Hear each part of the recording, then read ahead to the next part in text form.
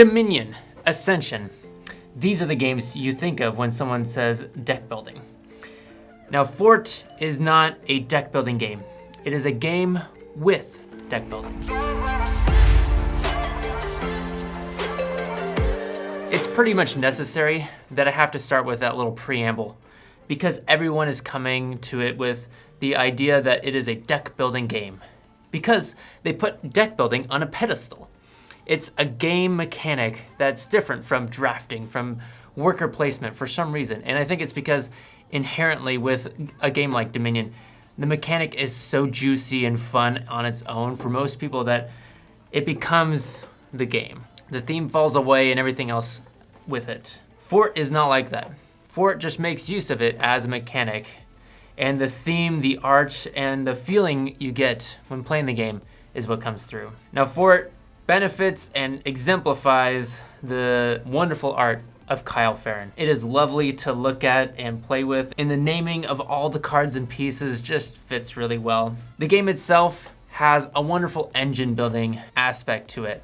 I found that through my plays, there's two ways you can get points and get ahead. It's through building your fort, which you get points for, or for just getting points directly on the victory track. You can build a little engine, which I ended up doing, that leads you to victory on the victory track.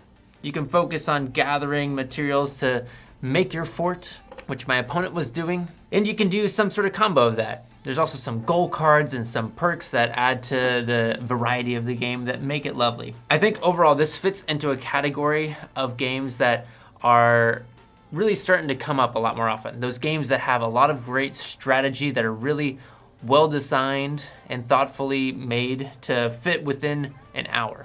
So this on the box says 20 to 40 minutes, and I feel that to be true. And I'm looking for those games. I've got all the big ones that I like already that take 1, 2, 3 hours, like Root and Viticulture and games like that. I like a lot, but I want that feeling from those big games in a smaller box, in a smaller time style.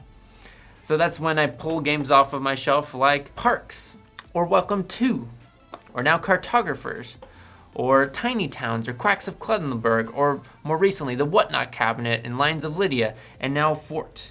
These are the games that I am looking forward to getting more and more of. Now the drawback part of this review. The only thing that I think is missing from this game is it doesn't actually feel like I'm building a fort. The only part of this game that you're building a fort is you're just moving a little peg over one spot at a time. That doesn't feel like I'm building a fort. The only thing I would change is adding new pieces in to physically build something or like depict it through minis that a fort is being built. Now, I think this is very descriptive in what I think of this game is that I would buy upgrade components that exemplify building a fort.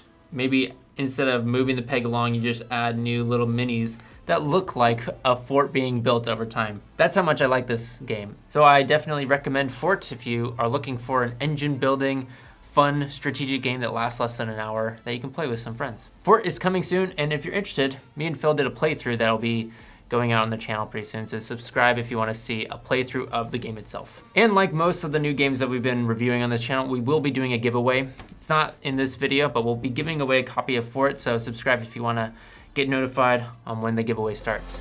Thanks.